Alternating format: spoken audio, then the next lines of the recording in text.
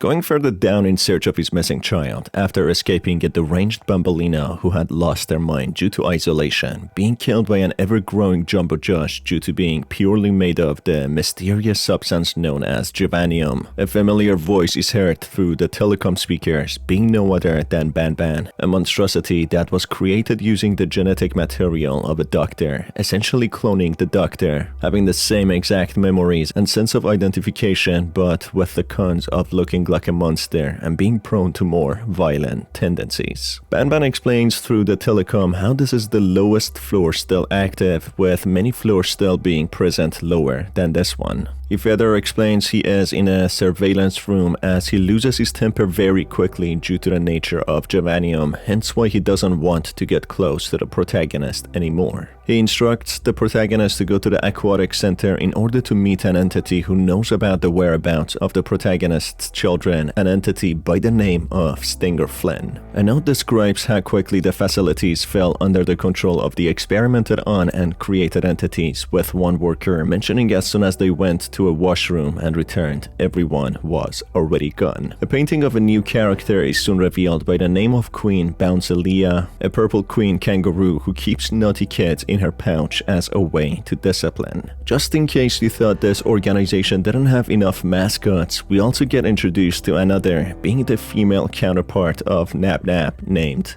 Nabnab. Despite facing off Nabnab in the factory section of the organization, Nabnab still makes more appearances, following and observing the protagonist. Finding an update report to experimented on case number 6, Banban, the organization tried to limit his ability of independent thinking by introducing modified germanium, which instead caused severe stomach aches. Going to the aquatic sector, the protagonist follows the direction boards to Stinger Flynn. Talking to a gigantic octopus, it mentions how the protagonist cannot leave with his child, encouraging him to just leave, alive and unharmed. The entity then shows a vision to the protagonist to better demonstrate why this cannot happen. The vision, feeling real, displays how the jellyfish is in the process of a procedure with the kids, promising it won't hurt them, and that he will leave one adult human at least alive and sane to take the kids back to the surface when he's done with them. This mysterious procedure is in efforts to allow the jellyfish to get free and have the ability to go to the sea or ocean and live the rest of his life in peace. The vision is in a beach, including a car and the unnamed large monster. The jellyfish gives the protagonist a chance to get away before it gets ugly. Phasing in and out, the protagonist observes a monstrous Banban mention how the protagonist barely has any organs to eat when the protagonist awakens after some time, being in the body of Stinger Flynn. No liver, no intestines, but most importantly, no pancreas. You, sir, need to have more organs. What am I supposed to eat when there's nothing to eat? Guess I'm going to have to look elsewhere.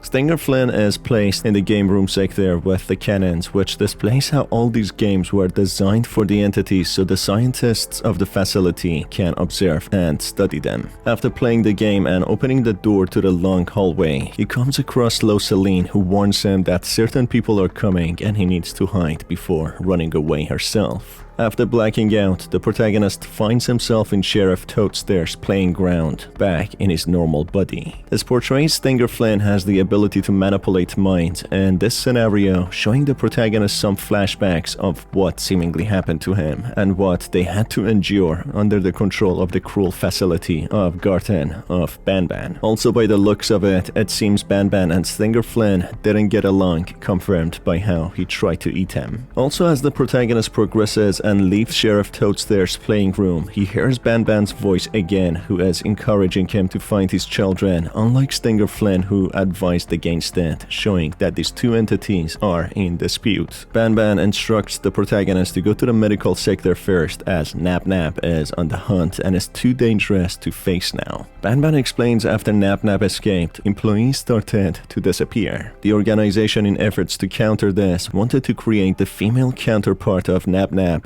Nabnalina, as they had a theory that Nabnab is probably aggressive due to his loneliness. Maybe that's why he likes to observe from far away, not being good with interactions. Banban instructs the protagonist to complete the procedure on Nabnalina and bring her to life, as this could potentially calm Nabnab, providing the protagonist a safe passage to his children. This theory proves to be correct, as Nabnab happily bonds with Nabnalina and go their own way, clearing the path for the worried parent to find his children. That's when Stinger Flynn appears, disappointed that the protagonist didn't leave in peace. He mentions how he requires the children for a procedure that he labels as his mental refinement, which leads to him making the protagonist black out once more. As he awakens, he finds himself in a moving car with a smaller-sized Stinger Flynn, Opila Bird, Captain Fiddles, and Banban, with Nabnab following them from behind, clearly depicting that this is probably just an illusion. They are lost on their way to a place that they call beach. This weird scene comes to an end when the car crashes. Awakening in Stinger's body once more, he ends up in a room with barrels of Juvanium before it comes to an end. As the protagonist wakes up, he comes to a shocking sight of Bambalina speaking to him, being very alive. This time around, she seems friendly, explaining that they are trapped and kept prisoners by Jumbo Josh, planning to work together in order to escape.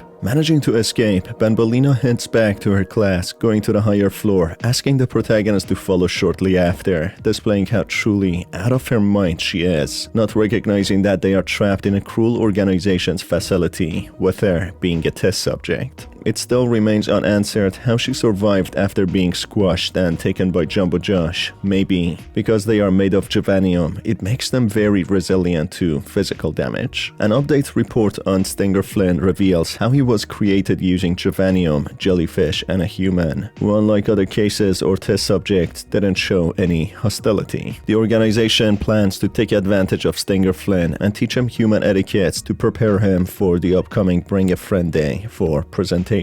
This clearly shows that the organization wanted to create human-like mascots to use for entertainment of the children, going just a little bit too far, experimenting with human genome to achieve this goal. As the protagonist progresses, he comes across a gigantic two-headed monster, each head having different names, one being a turtle named Tomotaki and the other being a chameleon named Chamataki, being green similar to Jumbo, clearly made of Juvanium, mixing two different animal genomes. After managing to defeat this hostile monster, being part of the unknown entities which were scrapped, including a half-green, half-purple Jumbo Josh-looking entity, the protagonist continues on finding a painting of yet another mascot known as Mr. Kebabman. Just thinking these mascots couldn't get any more ridiculous, this one is hard to explain, being an amalgamation of what seems to be scrap metals. Soon, the protagonist finds an alternate version of the Opila bird called the Tarta bird, which he tames by sitting on top of, meeting with an ever-enlarging Stinger Flynn. Stinger Flynn explains how he now knows how the protagonist managed to get so far, knowing it's thanks to Banban. He then displays how he captured him, and how through some sort of procedure, he turned into a monster, at times losing control to his alter ego. Using the bird, the protagonist manages to outrun the released aggressive Banban, but eventually they reach a dead end. The aggressive alter ego of Banban mentions how he is drawn to pancreases, and the smell of the protagonist's pancreas will always leave a trail, always leading him to him. As Banban tries to attack the protagonist, Jumbo Josh appears, distracting Banban, with the protagonist using this opportunity to run away, watching Jumbo and Banban from a safe distance having a go at each other. As Jumbo knocks out Banban and tries to finish him off, Stinger Flynn jumps in, stopping him from delivering the final finishing blow. Jumbo Josh, being aggressive, doesn't stop, even wrestling the jellyfish, when both Tarta and Opila Bird jump down, not to miss out on what seems to be a bar fight or a brawl, with a very confused protagonist taking his chance to get away in order to find his children. Before getting on another elevator to get even lower, he reads a writing on a board to find the kingdom and the sheriff, and to not let the jester find him, going down the left with an Opila Bird check. Through a secret tape, we learn how Banban developed an alter persona he can't control, becoming aggressive while being in an observation room, hence why Stinger Flynn said thanks to him for learning about this, being valuable information that he won't let the same thing happen to him. In regards to the two-headed green monster, it seems to have been a failed experiment, as we learn in a note that the organization realized that any test subject with more than 3 sources or donors will ultimately fail, with the dominant donor genome trying to dispose of the other genomes. However, this monster seemed to work, as they used 2 animal genomes and Jovanium, making them stable but very wild and animalistic, unsafe for the kindergarten. A further note reveals the tendencies of Jumbo Josh and how aggressive he is, thinking of other test subjects as toys, hence why he trapped and kept the protagonist Bambalina and Nabnab in a toy room, and eventually at the end fought both Banban and Stinger Flynn. I guess what we will have in chapter 4 is finding the mysterious kingdom, Sheriff Toadster as his image is even on the promo poster, and the seeming aggressive Jester, who seems to be the half green, half purple entity that we saw. Alright folks, that's about it for this video. What are your thoughts and opinions? Let me know by putting them down in the comment section below. If you enjoyed this video, you can stay tuned for more by hitting on the subscribe button and the notification bell. It's been your host Star, and I will see you on the next one. Have a fantastic day.